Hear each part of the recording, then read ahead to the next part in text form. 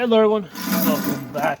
So a couple of days ago, I did a video where I was shooting at a 1/2 inch steel plate with a 20-inch AR-10 and also with the muzzle Nagant, and it cratered really nicely on it. I did a video on that.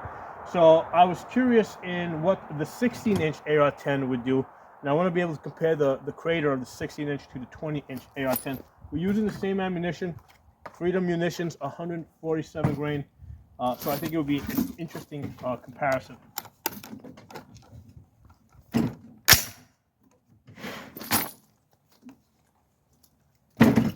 Just going to fire one round into that plate.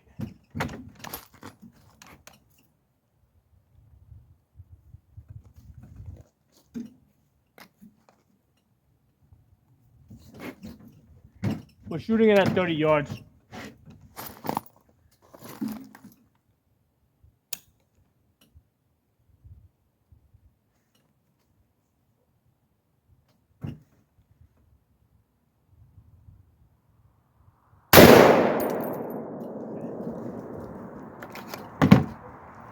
We get that plate up here and take a look at it.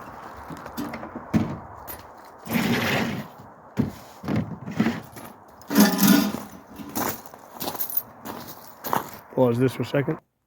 All right, so I can clearly see the crater's definitely not as deep. Now here's the thing: the place where it hit, it's got this other piece of plate behind it. Because I'm seeing that the crater seems to have opened up. Well, I'm wondering if that makes a difference. I'm going to take another shot at it and try to hit it down there. Oh, not even there. Try to find a spot where there's no. I'm going to try and hit it there, where there's no plate. But anyway, let's measure this out, and then we'll take one more shot at this.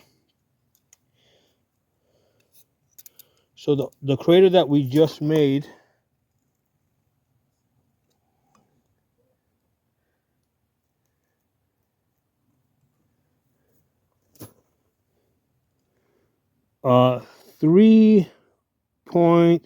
I'm sorry, 0.362. Okay, compared to the AR, the 20-inch AR-10, which is about almost twice as deep.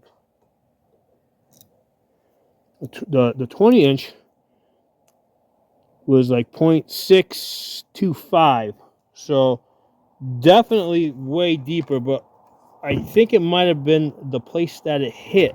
I'm going to put a shot there and see if that makes a difference.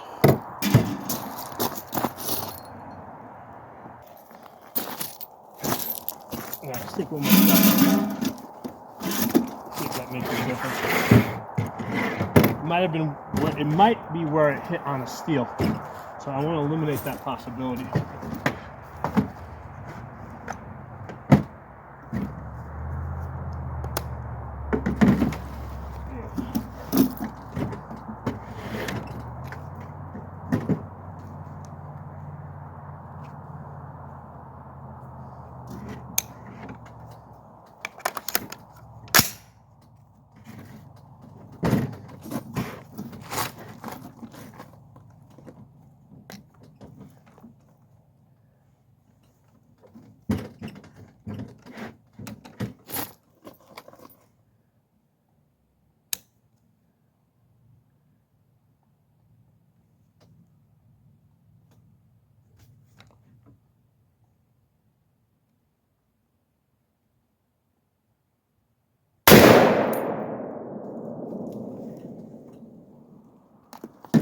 Look at that.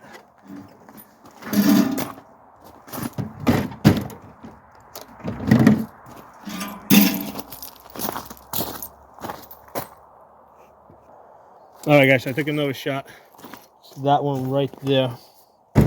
And yeah, this time there was no,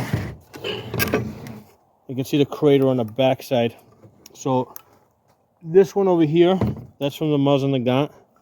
That's the 20-inch AR-10, and that's the 16-inch AR-10. So just on the backside of this 1/2 inch steel, I can see that the crater on the backside is nowhere is not as deep as the 20-inch. So it did go a little bit deeper like just looking at here, this crater is definitely deeper than the one I shot a minute ago. So let's measure that out.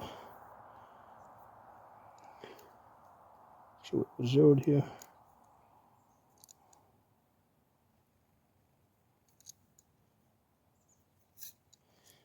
So this one.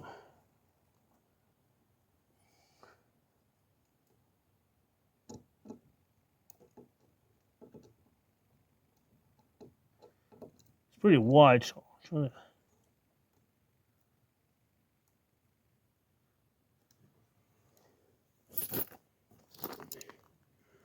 So 0.434.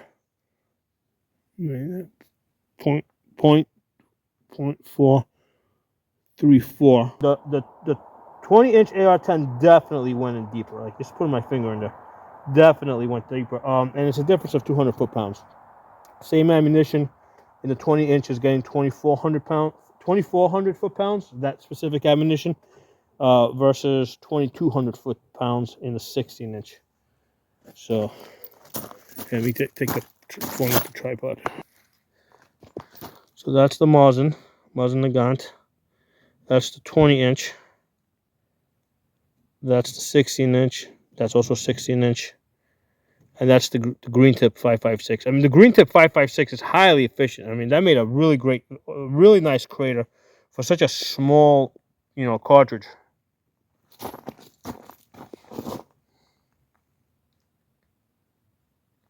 Yeah, but anti-material purposes, like if you're trying to stop a vehicle that's coming at you, yeah, I mean the 20-inch is definitely going to be more effective, and you can see the actual results here. Because there's one thing to like show you numbers and then show you what it actually does on the steel. It's one thing to show you, I mean, like energy calculations, and another thing to show you what the effect is on steel. Hey everyone, so I was looking at that video, and the size of the crater was like so different from the 16-inch to the 20-inch that I was kind of wondering if it was just like a fluke, because I did an actual I think I'll pull out a calculator, and the energy difference on this ammunition from the 20-inch to the 16-inch is only a difference of, I think, like 137 foot-pounds, right? It's not even the 200 that I estimated in my head. So we're seeing a really big difference on the steel for a very small difference in calculated energy. So I'm wondering if like it was a fluke, that the first time I shot the 20-inch at that plate, that the hole went that deep. So we're gonna do another one, and we're gonna see if how deep it is, and we'll do a comparison.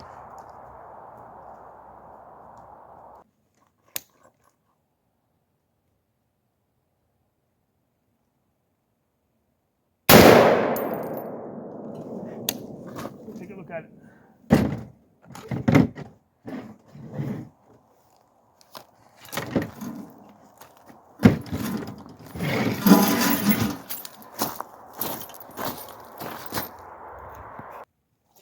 All right, guys. So I measured this again.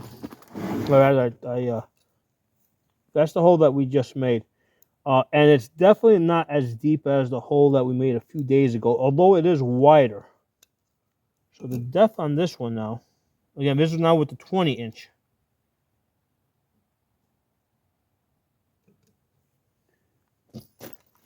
Is 0.361.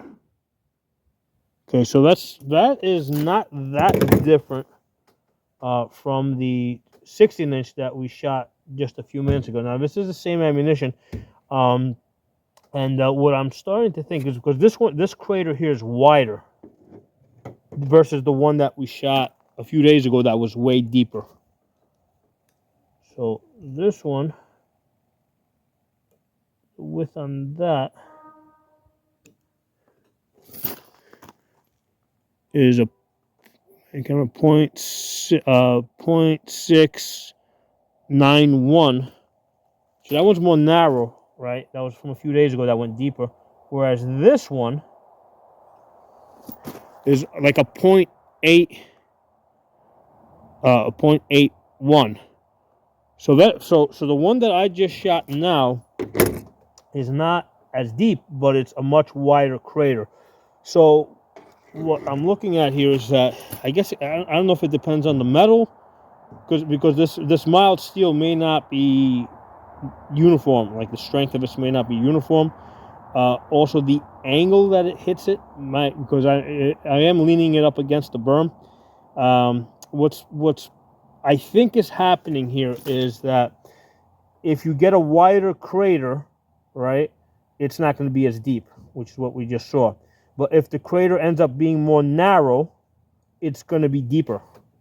So I think that those are the two things that are at play here, because if you're going to make a wider crater, a lot more of the energy is going into making the crater wider, versus if it goes deeper, then more of the energy goes into penetrating versus expanding the steel.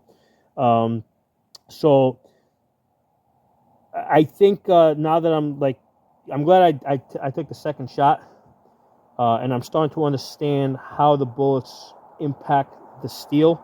So anything that you gain in depth, you're giving up in width, or anything that you're gaining in width, you're giving up in depth. And I think that contrary to what I was thinking a few minutes ago, the difference is not that big, because there's this trade-off of width versus depth. So I think this was a very interesting exercise.